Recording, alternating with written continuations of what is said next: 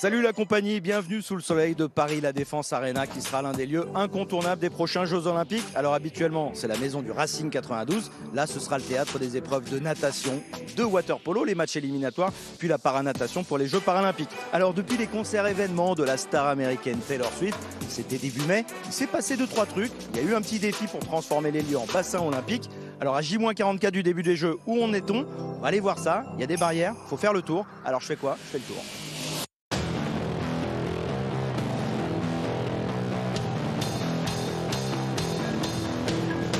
On est pile poil dans les temps, vous l'avez vu, on a fait la mise en eau hier.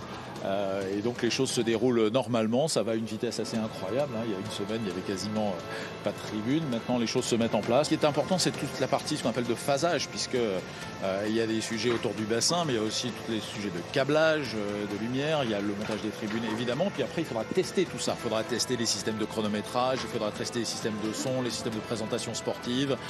Tout sera testé et on est dans les temps pour pouvoir faire ça dans des conditions de sérénité optimales. C'est une salle qui est complètement polymorphe. Elle sait se transformer, elle est pleine de possibilités et à chaque fois on teste des nouvelles configurations. On sort à peine de Taylor Swift, on a fait 180 000 personnes et là effectivement les bassins olympiques c'est encore une innovation. L'ambiance qu'il y a dans cette salle, qu'elle soit fermée avec 15 000 personnes, ça va être un record puisque ça n'a jamais eu lieu à ce niveau-là. Donc je pense que ça va transcender le public. Je pense que l'ambiance va être très particulière et très exaltée. Est-ce qu'on a invité Taylor Swift à revenir pour les épreuves de natation? Et je serais ravie de la revoir, mais malheureusement ça ne sera pas possible. Le COJO nous a pris les clés, il va nous le rendre qu'en octobre. Voilà, c'est ici que Léon Marchand, Flo Manodou et toutes les équipes de France vont essayer de casser la baraque du 27 juillet au 4 août. Dans la foulée, à partir du 5 août, il y aura les épreuves éliminatoires du water-polo, puis la paranatation pour les Jeux Paralympiques. Bref, là, ça va être quand même un théâtre très particulier où on attend des médailles, peut-être des records du monde. Léon Marchand de la patrie. Ça va être pas mal à suivre.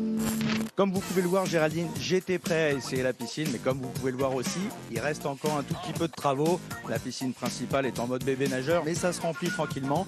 Elle sera prête pour le 27 juillet, elle sera prête d'ailleurs pour le 27 juin, date à laquelle elle sera remise au COJO.